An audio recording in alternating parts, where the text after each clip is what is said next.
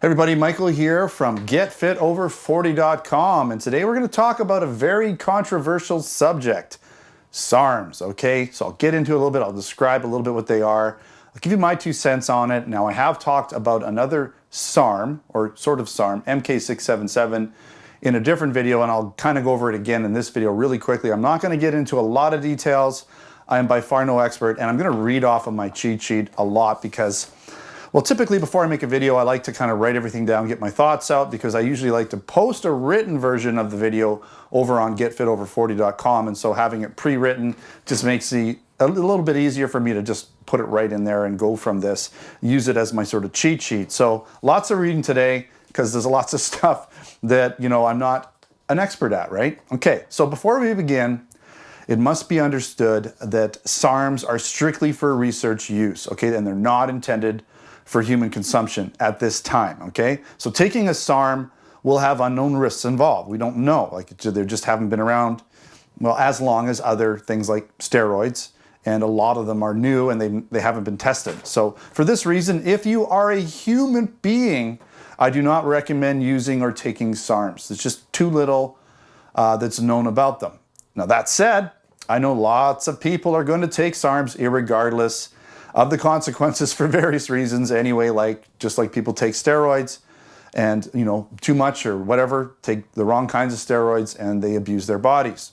So here's what I think about the subject without getting into a lot of detail, as I'm, again, far from an expert and only want to talk about the subject as I get asked about it a lot on the YouTube channel. You know, people email me, people ask me where to get SARMs from, all that kind of stuff. So I am going to put a link into the comment section of this video for Canadian-based online, to a Canadian-based online store. Now, the reason I'm doing that is because I'm pretty certain they're legit. I have confidence in them that they actually are selling SARMs, because part of the problem is that this is like a gray area, gray market. You never know what you're getting, right? So you have to really trust the provider. And I'll get into whether SARMs are legal or not in a second, okay? So now, again, I'm only making this recommendation or pointing out this location because I think they're more of a legit SARMs provider, and you do what you want to do. You decide how you want to approach that. That's completely up to you. Okay, I'm not recommending them and that you take SARMs in any way because, again, not for use with humans, but rather on hamsters, rats, and other unwilling small rodents. That's what this stuff is supposed to be tested on right now. It hasn't been, you know, it hasn't been put into the mainstream medical system by any means, right? Okay, so are SARMs legal to sell, buy, and own? Okay, now this is going to be a little bit determined on where you live, US, Canada. Things are changing all the time. They're pretty new in terms of what the government is deciding to do with them. So at this time, yes, because research chemicals like SARMs are not for human consumption, meaning they cannot be sold as a supplement. So anybody selling it as a supplement, that's illegal. You can't say it's a supplement, okay? It's got to be basically a clinical research product, okay? And they must be sold strictly as research chemicals, and you must understand that if you're buying them.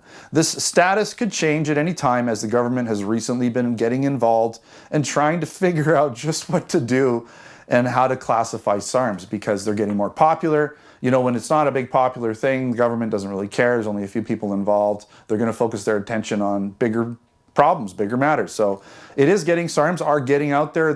There people are starting to talk about them, sell them, buy them, use them, right? So now the governments are starting to get involved. So, you know, do your research, find out whether these are legal for different purposes and things like that, and if you can own, buy, sell, all of those things. So why are people considering SARMs over steroids? So like, what's the draw here? Why not just take steroids? Because if you want those performance enhancing qualities that steroids give you, and if SARMs potentially give you that, why not just stick with what works and what's been tested, okay? So here's why people are considering SARMs. Number one, SARMs are usually in pill form, so you don't need to inject them, no pins required, so a lot easier to take, especially for people that don't want to deal with needles. So that's a huge thing. Now, that said, there are some SARMs coming out now that are injectable. So, but you can take them in pill form without the negative side effects of pill-related steroids, which is really toxic to the liver. SARMs I'll get into that again, but the SARMs are less toxic to the liver. That's actually point number 3, is they're less toxic to the liver. So number 2, point 2, we'll go back and we'll recess here a little bit. SARMs are considered to have similar benefits to steroids with potentially a lot less of the negative side effects. Now that said, SARMs are not without side effects. They're just, in a lot of cases, reduced. You still need to be aware of potential side effects like shutting down your natural hormones to a degree, like some water retention, like things like acne and balding and that. You know, it's like any type of drug. If you take a lot more than a lot less, you're going to notice more side effects. You might notice nothing with a regular lower dose. So be aware of that. Number 4, SARMs are claimed to be less of a threat to prostate and breast cancer situations. So yeah, I'm saying this because now not all SARMs are going to react the same way, but they are selective androgen receptor modifiers. That's what SARM stands for. So they actually selectively attach to the muscle, different tissue receptors. And so some of them are programmed in such a way that they won't go after the prostate or breast tissue. So for people that have issues or potentially an issue with prostate cancer, or maybe it's hereditary, taking testosterone can promote more growth and cancer in the prostate, okay? Because those androgens will be included in how the androgen receptors are applied to the body from that chemical. So like testosterone, it just goes after kind of everything. It doesn't really, it looks at all the androgens and just kind of goes, boom, let's go on them, right? So some more than others, of course, but with certain SARMs, they're very selective and they'll avoid certain parts of the body and certain androgens, okay, in different areas. A lot of rambling there. Let's move on to number 5.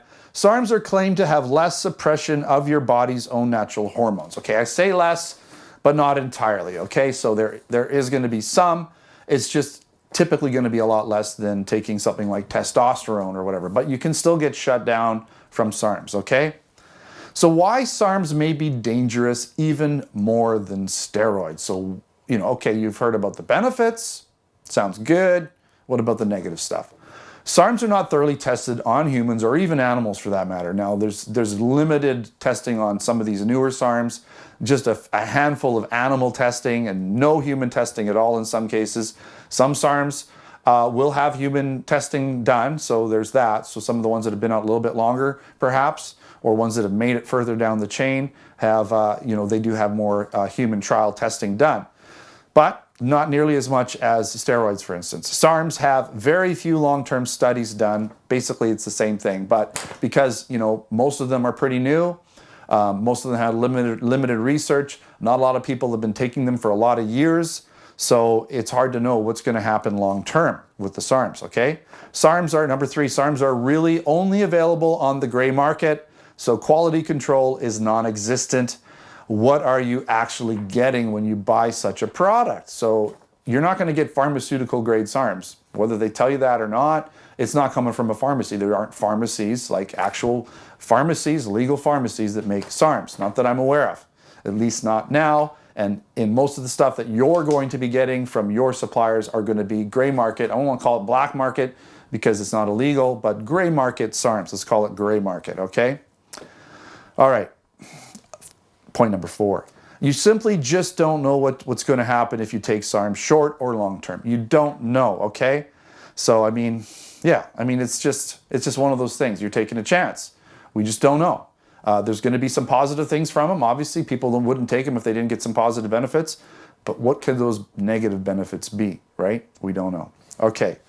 All right, so some SARMs that I feel are worth following, at least checking into, looking at, doing your own research on them. And when I say research, I'm talking about, Googling and stuff like that, not trying it on yourself, but at least looking into and following, right? As I feel they have potential, perhaps not right now, maybe, but once more research has been done.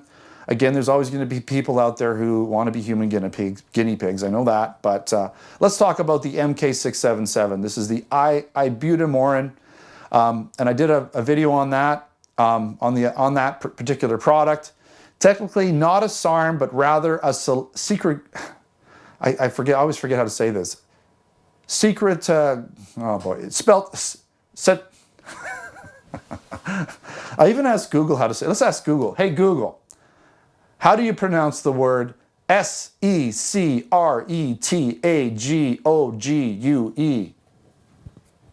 That's pronounced the word secretagogue. Secretagogue, okay? When you look at it on paper, and I'm not even dyslexic or anything, it doesn't even look like that. Anyways, so this increases growth hormone by making the body produce its own human growth hormone. Okay, so it's not a SARM. It doesn't go in and kind of convert to human growth hormone. It actually makes the body's pituitary gland and other parts of the body produce its own. Okay, so it's a little different than your typical SARM. So I don't know. I mean, again, there's always going to be you know, pros and cons to it and potential side effects, but that's one that maybe is less than the others in terms of, you know, possible problems. I don't know. Again, do your own research.